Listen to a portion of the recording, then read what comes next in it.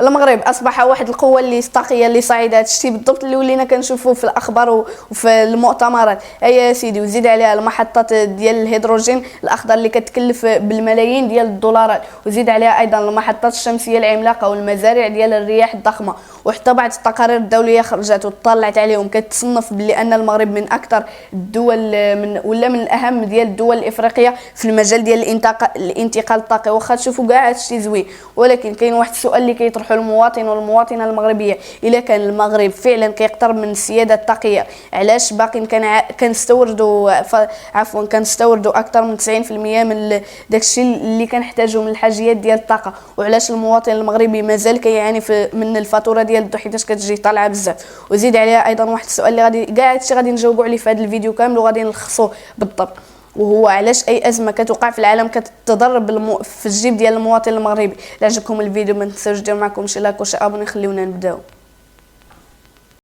ولكن باش نفهموا هذا الموضوع ديال هذا الشيء كامل في هذا الفيديو بدون اي تعقيد وبدون اي زياده غادي نزيدها، واللي هو سيدي انه المغرب او الدوله المغربيه من شحال هذه من السنين الاخيره كانت كتعاني من بعض المشاكل اللي الاغلبيه ديالكم غادي يكونوا تعرفوهم، واللي هو الا ما كنتوش عارفينهم انا غادي نقولها لكم. واللي هو انه المغرب كيعاني من بعض المشاكل واللي الاهم ديالها واحد الجوج، واللي هو انه ما عندوش الغاز الطبيعي بواحد الكميه اللي غادي تكفيه وغادي تكفي جميع المواطنين المغاربه. وزيد عليها ايضا انه البترول او النفط ما عندوش، او هذا الشيء عاوتاني ما عندوش باش يكفي هذا الشيء. وزيد عليه هذا الشيء بالضبط اللي خلاه انه يكون مرتبط بزاف بالدول ديال الخليج، واللي الاهم ديالهم السعوديه بالضبط اللي كتعرفوها كاملين. يعني اي ارتفاع ديال النفط عالميا غادي يضرب بالجيب ديال المواطن المغربي. وزيد عليها مثلا غادي نربطوا هذا الشيء بالواقعه اللي وقعت في الحرب اللي وقعت ديال اوكرانيا ضد روسيا، ملي الاسعار ديال الطاقه العالميه ارتفعت والتكاليف ديال النقل، وزيد عليها ايضا ديال الشحن. كيف ما عارفين باللي الشاحنات اللي كتنقل كيكون ملي تيرتفع الثمن ديال النفط ضروري كتكون تيرتفع داكشي ديالو. وفي داك الوقت بزاف ديال المواطنين المغاربه والمواطنات المغاربه كيقولوا فين هي هذه المشاريع اللي كتستثمر فيهم الدوله المغربيه، وفين هي الاستفاده الحقيقيه للمواطن المغربي. ولكن راه الا رجعنا خاصكم تعرفوا باللي الحقيقه باللي الدوله المغربيه دارت بعض المشاريع اللي كبيره بزاف، وما يمكنش لكم انكم تخيلوا باش شحال ديال الدراهم ولا السنتيم باش داروها وشحال ديال الملايير.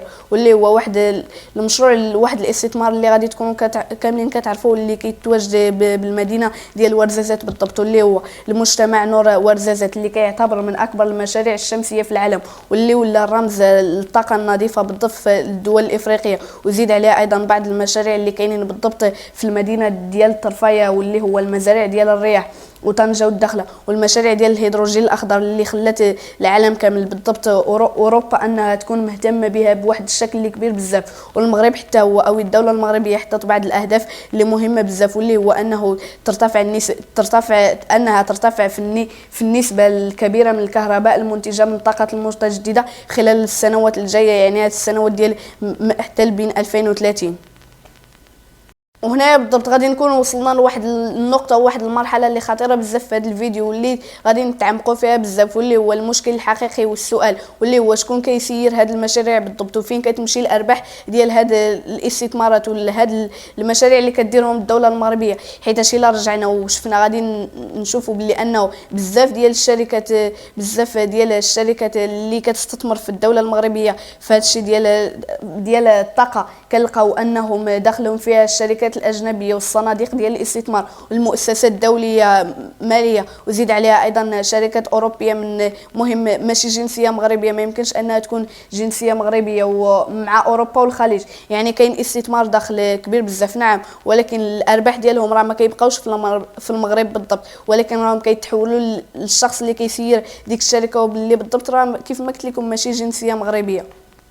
وزيد عليه واحد النقطه اللي مهمه بالضبط في هذا الفيديو واللي حتى واحد ما كيهضر عليها في الويب المغربي، واللي هو انه بزاف ديال المشاريع الطاقيه مثلا الهيدروجين الاخضر واوروبا الدول الاوروبيه بدات كتشوف فيهم واحد الفرصه اللي كبيره بزاف في المغرب كيستغلوها بالشركات الاجنبيه ديالهم. وخاصكم تعرفوا بلي انه الا ولا المغرب والدوله المغربيه يقدر يولي منصه لانتاج الطاقه الخضراء هادشي كامل اللي كنت في هذا الفيديو ما جيتش وجدته من الراس ديالي، ولكن راه كاينين بعض التقارير وبعض الصحف اللي كتاكد هذا الشيء، وملي الاهم ديالهم اللي طلعت عليها انا شخصيا واللي هي جرين سبيك بدات كتاكد على الفكره ديال المهمه بزاف واللي هي العداله الطاقيه. يعني ما جاش انه باش انت تقول للمواطن ديالك في واحد الخطاب ولا واحد مهم تجي تقول لهم واو نجحنا في هذا الشيء، ولكن راه خاص المواطن انه يحس باللي نجح حتى هو. كيفاش غادي يحس؟ فاش انه تخلق فرص الشغل، وزيد عليها انه تنخفض الطاقه تولي ارخص، وايضا خاص المناطق اللي كتقام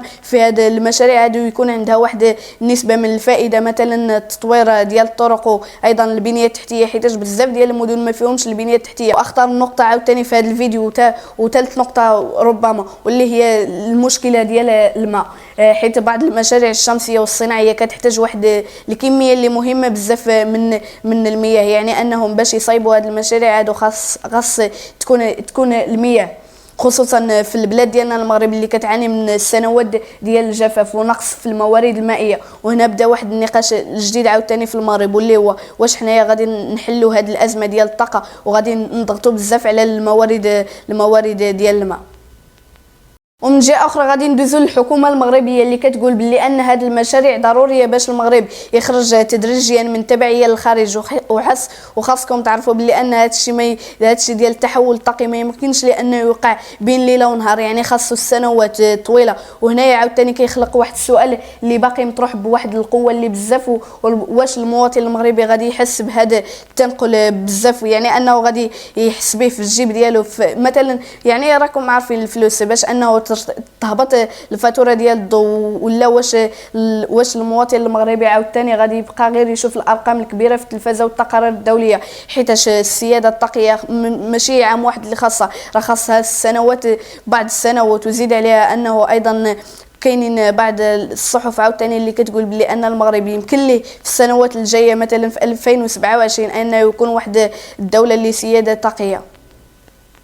ودابا خاصكم تعرفوا بلي انه جميع الدول ديال العالم داخله في واحد الحرب اللي جديده، وعاوتاني ماشي حرب بالطائرات ولكن واحد الحرب اللي سميتها الحرب ديال الطاقه. خاصكم تعرفوا بلي انه اوروبا داخله في هذا الشيء ديال الطاقه وباغا تقلل الاعتماد ديالها على الدوله ديال روسيا. وزيد عليها انه الدوله ديال الصين كتستثمر الملايين ديال الدولارات ديالها غير في هذا الشيء ديال الطاقات المتجدده. وحتى امريكا دونالد ترامب داخل في سباق في الطاقه الخضراء. وخاصكم تعرفوا حتى هو داخل في التكنولوجيا، والمغرب كيبان لينا انه باغي يحجز واحد البلاصه ليه ما بين هذه القوى العظمى باش انه يتنافس معاهم. ولكن السؤال اللي بغيتكم تجاوبوني عليه كاملين في لي كومونتير واللي هو واحد السؤال اللي غادي يخلق واحد الجدل بينكم بين الناس عاوتاني، واللي هو واش بصح هذه المشاريع هذه غادي تقلل من الفاتوره ديال الضوء، غادي يحس بها المواطن المغربي وغادي تخدموا وغادي تخلق ليه فرص الشغل. هذا ما كان اللي عجبكم الفيديو ما تنساوش ديروا معكم شي لايك وشي ابوني. كان معكم ايوب حكام.